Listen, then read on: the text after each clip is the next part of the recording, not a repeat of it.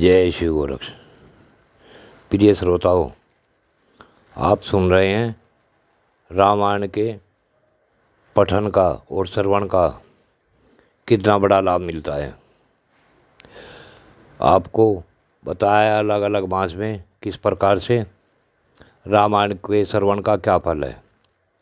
आज मैं आपको बताने जा रहा हूँ चैत्र मास में रामायण के पठन और श्रवण का क्या महत्व है। प्यारे राम भक्तों,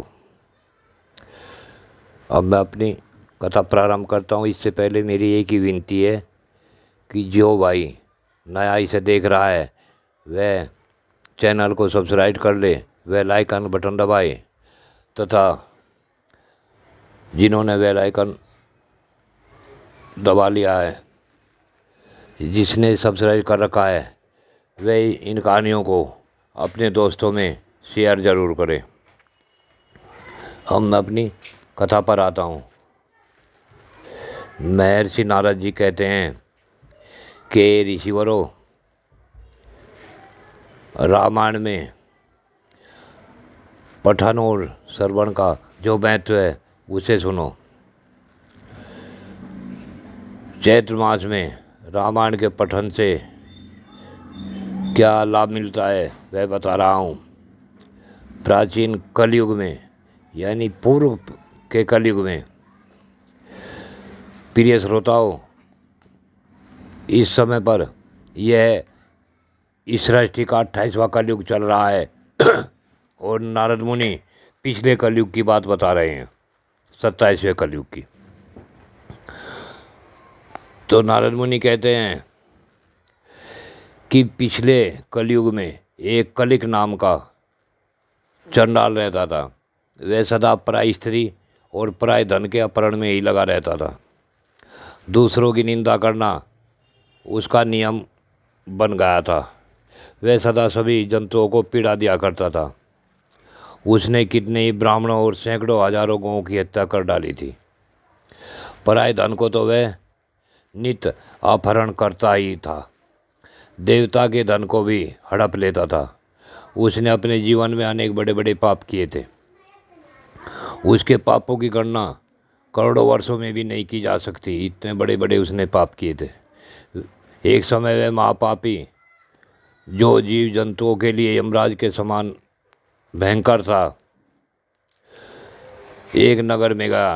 वह नगर सब प्रकार के वैभव से संपन्न था।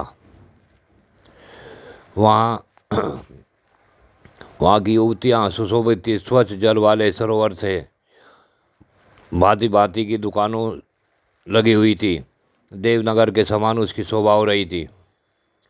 जब वह चांडाल उस नगर में गया तो उसने बाग में भगवान विष्णु का बड़ा सुंदर मंदिर था वह देखा, जो सोने के अनेक अनेक कलशों से ढका हुआ था। उसे देखकर वह चांडाल बड़ा प्रसन्न हुआ। उसने निश्चय कर लिया कि मैं यहाँ से बहुत सा सोना चुरा कर ले जाऊँगा।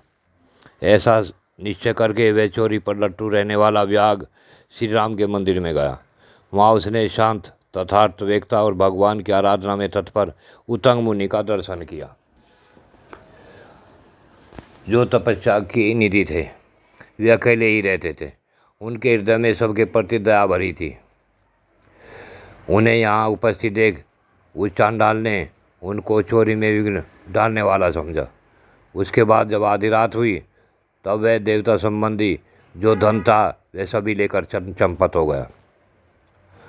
उस मदमस्त राक्षस ने उत्तंग मुनि की छाती को अपने एक पैर से दबाकर हाथ से उनका गला पकड़ लिया और तलवार उठाकर उन्हें मार डालने का उपक्रम किया। उत्तंग मुनि बोले, अरे तुम मुझे क्यों मारना चाहते हो? उत्तंग ने कहा, अरे भले मानुस, तुम व्यर्थ ही मुझे मारना चाहते हो। मैं तो सर्वथा निरपराध हूँ। बताओ तो सही, मैंने तुम्हारा क्या अपराध किया है? संसार में लोग अपराधी को ही तो दंड देते हैं। निरपराध को व्यर्थ हिंसा नहीं करनी चाहिए। शांतचित्त साधु पुरुष अपने विरोधी तथा मूर्ख मनुष्यों से भी सद्गुणों की स्थिति देकर उनके साथ विरोध नहीं रखते। जो मनुष्य बारंबार दूसरों की गाली सुनकर भी क्षमाशील बना रहता है वह उत्तम कहलाता है। उसे भगवान विष्णु का अत्यंत प्रियजन बताया गया है। दूसरों के हित साधन में लगे रहने वाले साधुजन किसी के द्वारा अपने विनाश का समय उपस्थित होने पर भी उसके साथ बैर नहीं करते। जैसे चंदन का वृक्ष अपने को काटने पर भी कुठार की धार को श्वासित ही करता है। आओ दुष्ट जन इस संसार में बहुत से जीवों को बिना किसी अपराध के पीड़ा देते हैं। मल्लाह मछलियों के, चुगलखोर सज्जनों के और नालायक मृगों के इस जगत में अकारण बैरी होते हैं।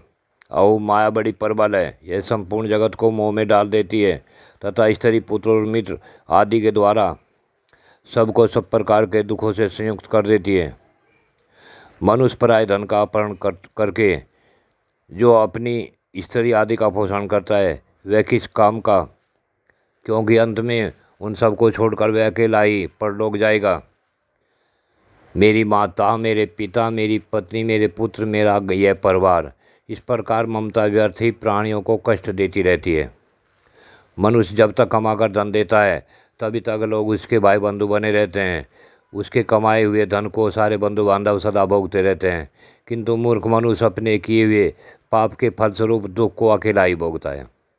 उत्तंग मुनि जब इस प्रकार कह रहे थे तब उनकी बातों पर विचार करके उस कलिक नाम के राक्षस ने भय से व्याकुल हो उठा और हाथ जोड़कर बारंबार कहने लगा, हे प्रभु, मेरे अपराध को क्षमा कीजिए। उन महात्मा के संग के प्रभाव से तथा भगवान का सानिध्य मिल जाने से उस लुब्धक के सारे पाप नष्ट हो गए तथा उसके मन में निश्चय ही बड़ा पश्चाताप होने लगा। वह बोला, हे विप्रवर, मैंने जीवन में बहुत से बड़े बड़े पाप किए हैं, किंतु ये सब आपके दर्शन मात्र से कैसे नष्ट हो गए। हे प्रभु, मेरी बुद्धि सदा आप पाप में ही डूबी रहती थी। मैंने निरंतर बड़े बड़े पापों का ही आचरण किया है, उनसे मेरा उद्धार किस प्रकार होगा। मैं किसकी शरण में जाऊं। पूर्व जन्म के किए पापों के फल से मुझे व्याग होना पड़ा। यहाँ भी मैंने पापों के ही जाल बटोरे हैं। ये पाप करके मैं किस गति को प्राप्त होऊंगा। मामना कलिक की यह बात सुनकर ब्रह्मषि उत्तंग इस प्रकार बोले। उस महर्षि ने कहा, है मामते व्याग, तुम धन हो, तुम्हारी बुद्धि बड़ी निर्मल और उज्ज्वल है, क्योंकि तुम संसार संबंधी दुखों के नाश का उपाय जानना चाहते हो। चैत्र मास के शुक्ल पक्ष में तुम्हें भक्तिभाव से आदरपूर्वक रामायण की नवाहक कथा सुननी चाहिए, यानी 9 दिन तक कथा सुननी चाहिए। उसके श्रवण मात्र से मनुष्य समस्त पापों से छुटकारा पा जाता है। उस समय कलिक ने के सारे पाप नष्ट हो गए। वह रामायण की कथा सुनकर तत्काल मृत्यु को प्राप्त हो गया। व्याग को धरती पर पड़ा हुआ देख दयालु उत्तंग ऋषि बड़े विस्मित हुए। फिर उन्होंने भगवान कमलापति का स्तुति किया।